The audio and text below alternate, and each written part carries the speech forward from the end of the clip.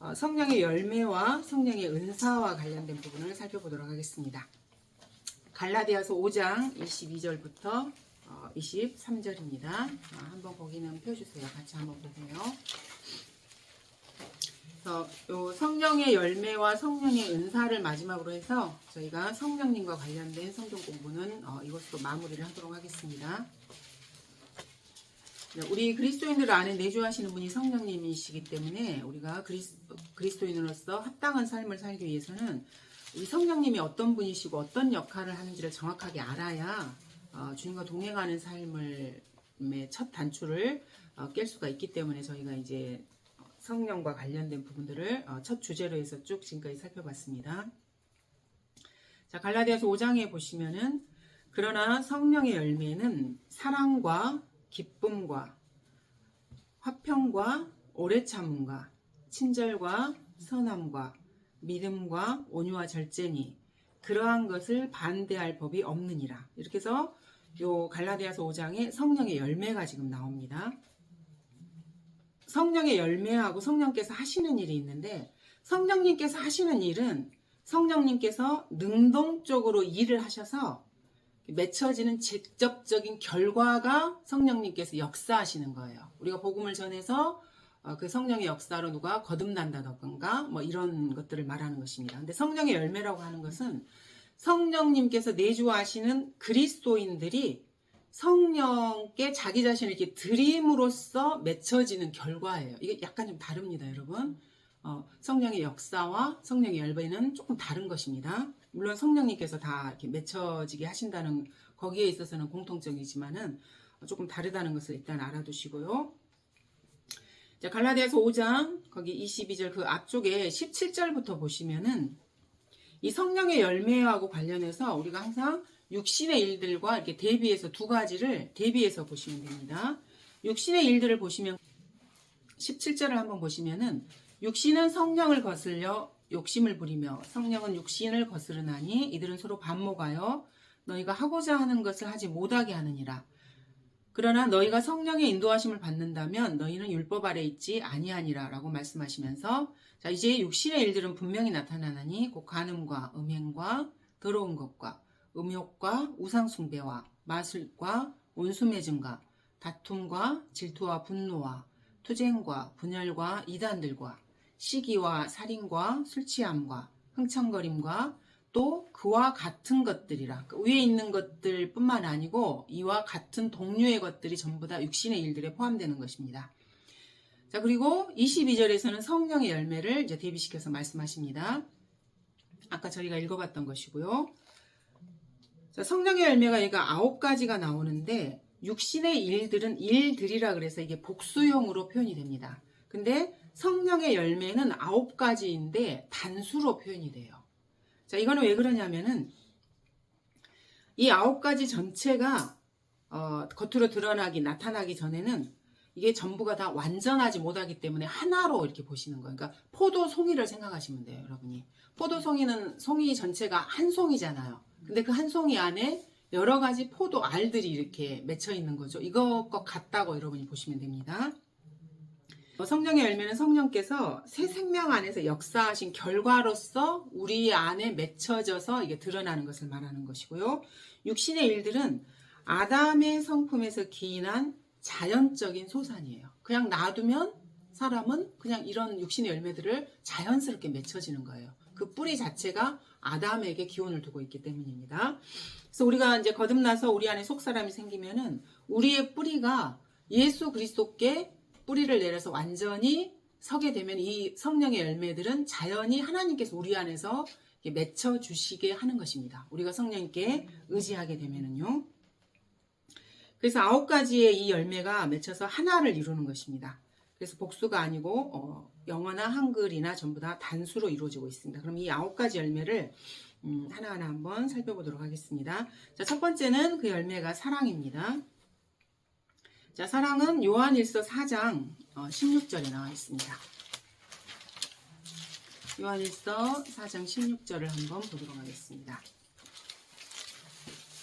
자, 16절에 보시면은 하나님께서 우리를 향해 가지신 그 사랑을 우리가 알고 또 믿었으니 하나님은 사랑이시라. 사랑 안에 거하는 사람은 하나님 안에 거하고 하나님께서도 그 사람 안에 거하시느니라. 자, 하나님은 사랑이시다는 표현입니다. 그래서 주님 자체가 사랑의 속성이시고 사랑이신 분이십니다. 근데 여기서 이제 저희가 오해하면 안 되는 게 하나님은 사랑이시지만 사랑은 하나님이 아닙니다. 이거를 오해하시면 절대 안 돼요. 근데 세상에서는 마치 사랑이 하나님인 것처럼 이거 잘못 오해해서 사람들을 호도하고 있습니다. 그래서 우리가 올바른 것을 배우면은 올바르지 않은 것도 같이 이렇게 배우셔야 내가 실수하지 않고 잘못된 기독교계에서 하고 있는 것들을 분별할 수가 있는 것입니다. 사랑은 결코 하나님이 아닙니다. 자, 우리가 이제 고린도전서 13장을 사랑장이라고 하잖아요. 여기에 사랑의 정의가 정확하게 나와 있습니다. 저희가 성경 읽기 시간에도 요거는 한번 이렇게 쭉 한번 살펴봤습니다. 다시 한번 요 부분을 살펴보면서 사랑이, 그러니까 하나님이 사랑이시다라고 말을 했을 때 성경적으로 사랑이 어떤 의미인가를 한번 전체적으로 한번 쭉 읽어보면서 여러분들이 묵상해 보시길 바랍니다. 1절부터 보시면은 내가 사람들과 천사들의 방언들로 말한다 해도 사랑이 없으면 소리내는 노시나 시끄러운 꽹과리가 되고. 자, 이제 바울이 이 고린도 교회가 은사들을 자랑함으로 인해서 육신적인 그 정점을 찍어서 정말 골치 아픈 교회였거든요. 고린도 교회가. 그래서 계속해서 이제 이것저것 그리스도인의 실행에 대해서 쭉 말씀을 하시면서 방언도 다루고 그리스도인의 그 지체라는 것도 다루고 여러 가지를 다루고 이제 13장의 거의 결말에 달아달았을 때 사랑에 대해서 바울이 이야기를 합니다. 그러면서 천사들의 방언을 말하고 무슨 짓을 한다 할지라도 사랑이 없으면 그냥 시끄러운 의미 없이 사람 귀에 시끄럽게만 하는 그런 노시나 꽹과리 소리와 같다라고 결론을 맺고 있는 것입니다. 그래서 전체적인 문맥을 쫙 보시면은 고린도전서 전체 1장부터 쫙 말하고 지금 실천과 관련해서 결론을 지금 제시하고 있다라고 생각을 하시면 됩니다.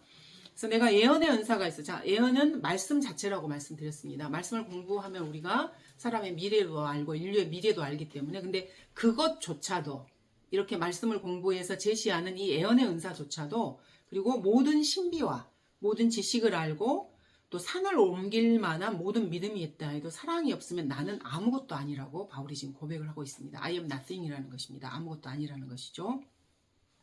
우리가 성경을 공부해서 여러 가지 신비들도 배우고요. 그리고 하나님을 알아가는 지식도 배우게 됩니다. 그리고 산을 옮길 만한 믿음, 그러니까 이거는 교리적으로는 사실 실제로 대환란 때 일어날 일들이에요. 그래서 지금은 이제 우리가 이거를 영적으로 적용을 해서 산만큼 큰 고난이나 내가 이렇게 옮길 수 없는 것들도 믿음으로 하나님께 다가가서 기도하고 하면 주님이 실제로 옮겨주시기도 하십니다. 하지만은 대환란 시대에는 적그리스도가 장악하고 있는 세상이고 경제체제가 완전히 적그리스도의 이렇게 체제 안에 들어가 있기 때문에 하나님을 섬기는 사람들은 계속 도망 다녀야 돼요. 눈을 피해서. 자, 그럼 뭐 바다로도 가고 산으로도 가고 여러 가지 도망 다니는 길이 있는데 산이 막고 있고 바다가 막고 있고 이렇게 하면은 이게 힘들어요. 피해서 도망가. 그럼 그때는 진심으로 믿음으로 기도하면은 산이 실제로 옮겨지는 거예요. 그럼 그걸 통과해서 도망 다니게. 그러니까 교리적으로는 그때 해당되는 것입니다. 우리 그리스도인들에게는 영적으로 영적인 삶에 지금 적용할 수가 있는 거고요. 또 3절을 보시면은 또 내가 내 모든 소유를 주어 가난한 사람을 먹이고 내 몸을 불사르게 내어준다 해도 사랑이 없으면 내게 아무 유익도 없느니라. 자, 여기 보시면 참으로 놀라운 말씀인데요. 사랑이 없어도 자신의 모든 소유를 내어줄 수가 있습니다. 말씀에 따르면은. 그리고 자신의 몸을 불사르게도 내어줄 수 있어요. 사랑이 없는데도요. 이런 행위들을 사랑 없이도 할 수 있는 것입니다.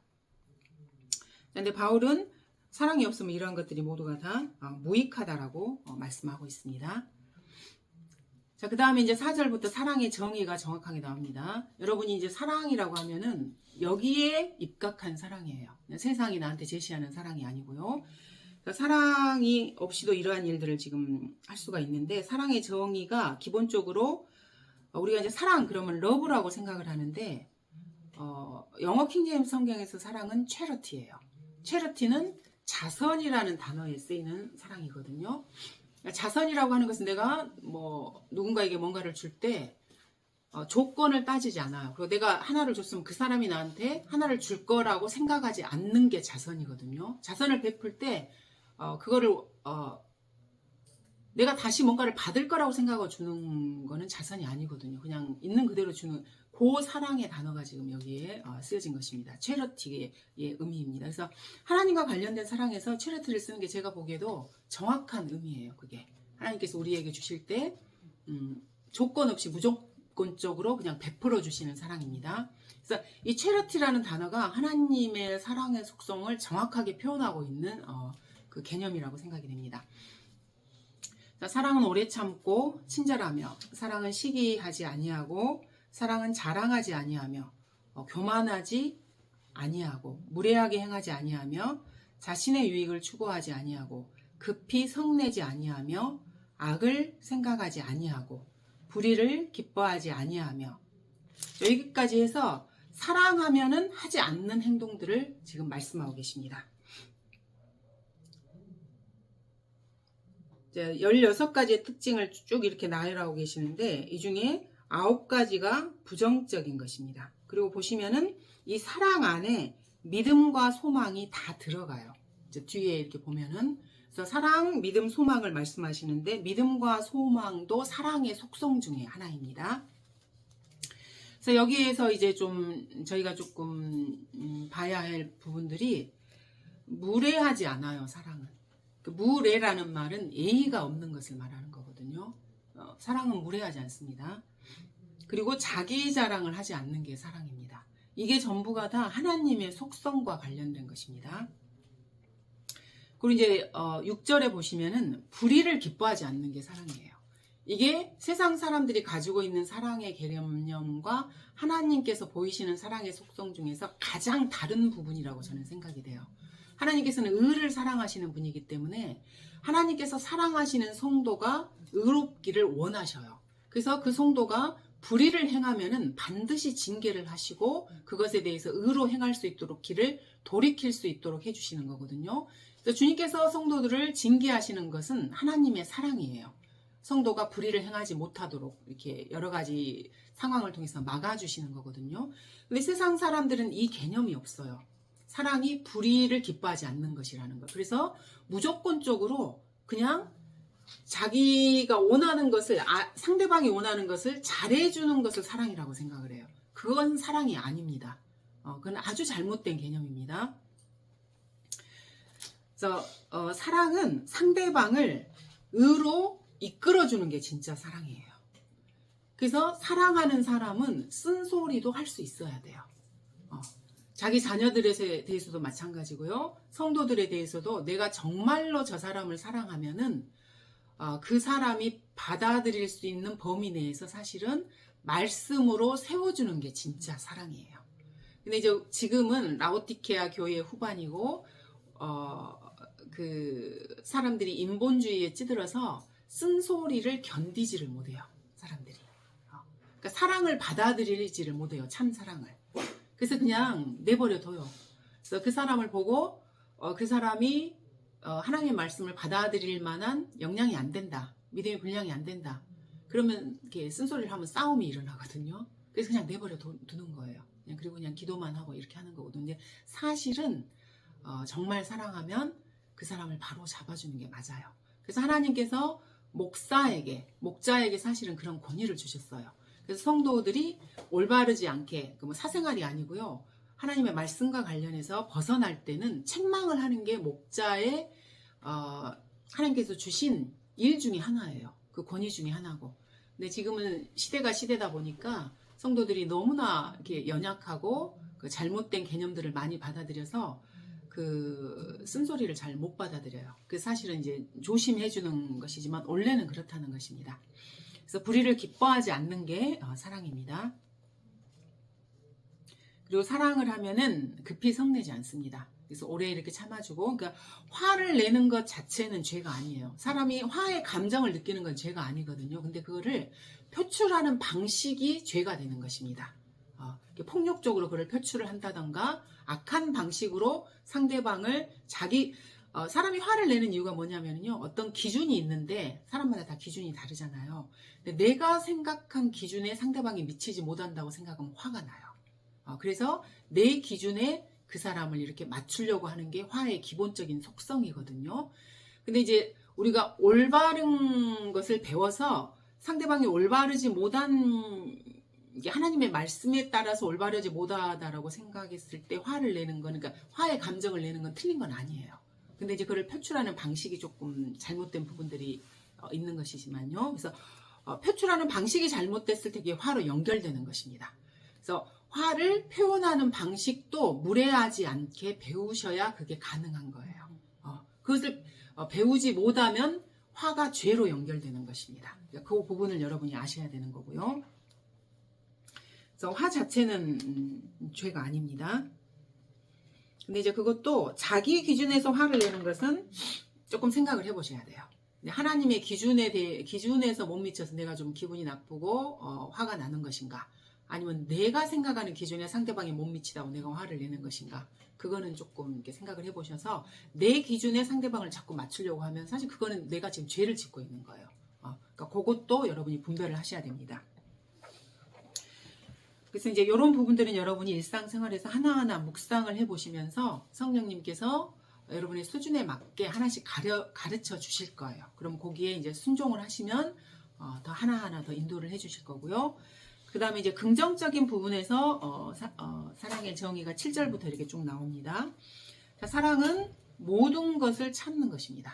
일단 참아주는 게 사랑의 기본적인 속성입니다. 이거는 하나님께서 우리 죄인들을 얼마나 참으시고 계신가를 생각하시면 조금 이해가 쉬울 것입니다. 그래서 이러한 사랑의 속성을 주님께서 우리한테 요구를 하시는 거예요. 왜냐하면 주님이 이렇게 하셨기 때문에 인간은 자기가 그거를 행하지 않으면서 상대방한테 요구하는 것들이 되게 많거든요. 근데 하나님께서는 본인이 이걸 하셨기 때문에 우리한테 요구하실 수 있는 위치가 되셔요. 그런 권리가 있으신 거고요. 그리고 모든 것을 믿어주는 거예요, 사랑은. 이거 하기도 사실 되게 조금 힘들죠. 믿어주고 좀 기다려주는 거.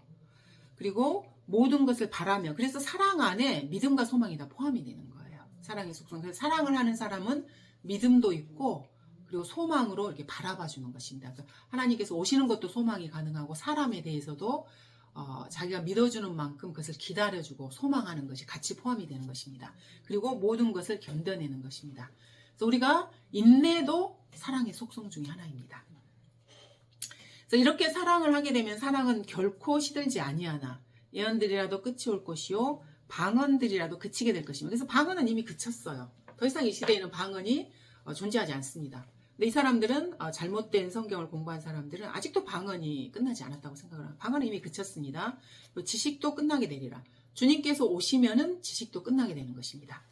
이는 우리가 부분적으로 알고 부분적으로 예언하지만 온전한 것이 오면은, 자, 여기서 이 온전한 것이라고 하는 것은 주님의 재림을 말하는 것이에요. 주님이 오시면은 더 이상 우리가 성경 공부 안 해도 돼요. 근데 그 전까지는 성경을 공부해서 올바른 지식 하에서 우리의 행동들을 해야 되는 것입니다. 그래서 온전한 것이 오면 그때는 부분적으로 하던 것이 끝날 것이기 때문이에요. 그래서 우리가 지금 하고 있는 것은 물론 성령님의 인도를 따라 살고 있는 것이지만은 부분적이라는 것을 여러분이 기억을 하셔야 돼요. 그래야 내가 알고 있는 것으로 상대방을 함부로 재단하거나 함부로 다른 사람을 내가 알고 있는 자에 맞춰서 그렇게 하지 않습니다. 주님이 오셔야 그때 온전한 것이 오는 것입니다. 그래서 우리는 모두가 다 사실은 지금 부분적으로 행하고 있는 사람들입니다. 내가 어린아이였을 때는 어린아이같이 말하고 어린아이같이 이해하며 어린아이같이 생각하였으나 어른이 되고 나서는 어린아이의 일들을 버렸노라. 지금 우리가 유리를 통해 희미하게 보나 그때에는 얼굴과 얼굴을 마주볼 것이요. 자, 여기서 이 그때라는 것이 온전한 것이 오는 그때를 말하는 것이거든요. 그러면 그때는 얼굴과 얼굴을 마주 본다는 것이 주님이 오시면은 이제 얼굴을 우리가 대면하게 되는 거잖아요. 그래서 10절에 온전한 것이 온다는 것이 12절이 그것을 지금 설명해주고 있는 것입니다. 그래서 제가 온전한 것이 재림이라고 말씀드리는 거예요. 그냥 의미 없이 말하는 것이 아니고요. 그래서 지금은 저희가 유리를 통해서 보고 있는 것입니다. 여러분, 둘째 하늘과 셋째 하늘에 어마어마한 물층이 있는데 그 표면이 얼어 있다고 말씀드렸죠. 얼어 있는 것은 얼음이잖아요. 그래서 얼음을 통해서 보면 이게 그 뒤쪽이 정확하게 보이진 않죠. 그래서 유리라고 지금 표현하고 있습니다. 이 얼음층을 유리 바다라고 계시록에 보면 말씀하고 계시죠. 그래서 여기가 유리라고 쓴 게 그것 때문에 그런 것입니다.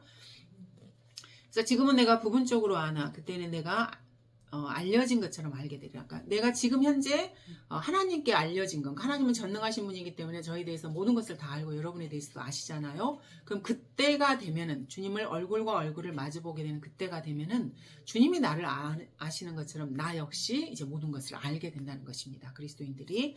그래서 이제 믿음, 소망, 사랑, 이 세 가지가 있으나 이 중에 가장 위대한 것은 사랑이라고 말씀하고 있습니다. 그래서 이 사랑의 정의 안에 웬만한 믿음과 소망과 인내와 이 모든 것들이 다 포함이 되는 거예요. 그래서 이 사랑이라고 하는 것은 하나님의 속성이고 성품입니다. 그래서 이제 저는 이제 13장 이거를 이렇게 쭉 이렇게 묵상을 해봤을 때 사랑이라고 하는 개념은 성품이라는 것을 이렇게 좀 알게 되겠더라고요. 그래서 사랑은 우리가 보통 생각할 때 상대방이 있어야만 사랑이 가능하다고 생각을 해요. 근데 그렇지 않아요.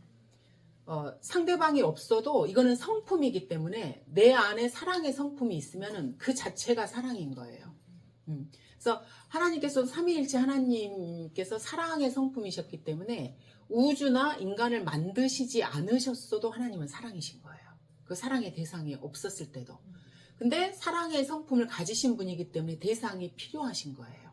그래서 삼위일체 하나님이기 때문에 다른 대상이 없어도 삼위 하나님이 사랑 안에서 이게 교제가 가능하고 영원히 영광 가운데 있을 수 있지만은 사랑의 성품이 하나님이시기 때문에 자신의 사랑의 속성을 더 많이 이렇게 흘러 넘치게 하시기 위해서 피조물들을 만드신 거고 그 사랑의 교제를 원하신 것입니다. 그래서 사랑이라고 하는 것은 기본적으로 하나님의 성품인 거고 주님께서 이러한 성품을 저희에게도 요구를 하시는 것입니다. 그래서 여러분들이 겉사람이 죽은 줄로 여기고 속사람을 따라 살고 예수 그리스도로 새로운 그 피조물로 옷 입게 되면 이 성품들이 자연스럽게 우리 안에서 드러나는 것입니다. 왜냐하면 우리의 뿌리가 하나님께 뿌리를 받고 있으면 그 수액을 이렇게 쭉 공급받아서 열매를 맺히게 하시는 분은 하나님이셔요. 내가 막 억지로 열매를 만들어서 막 갖다 붙이고 이런 것이 아닙니다. 그래서 여러분이 하셔야 될 일들은 억지로 뭔가를 이렇게 하는 게 아니고요. 꾸준히 하나님 안에 내가 거하시면 돼요. 그러면 열매를 맺히게 하시는 분은 하나님께서 맺히게 해주시는 거예요. 그러니까 내가 할 일은 하나님께 붙어 있는 거예요. 기도와 말씀 안에 거하고 성도의 교제에 임하시고 뭐 교회의 이런 모임이나 이런 곳에서 말씀을 들을 수 있는 기회가 있으면 그것을 놓치지 않고 꾸준히 시간과 노력을 들여서 내가 그걸 해주면 되는 것입니다. 그리고 하나님께서 분량에 따라서 말씀해 주시면 순종하시면 되는 거고요. 그러면 자연스럽게 이거는 맺혀지는 열매입니다.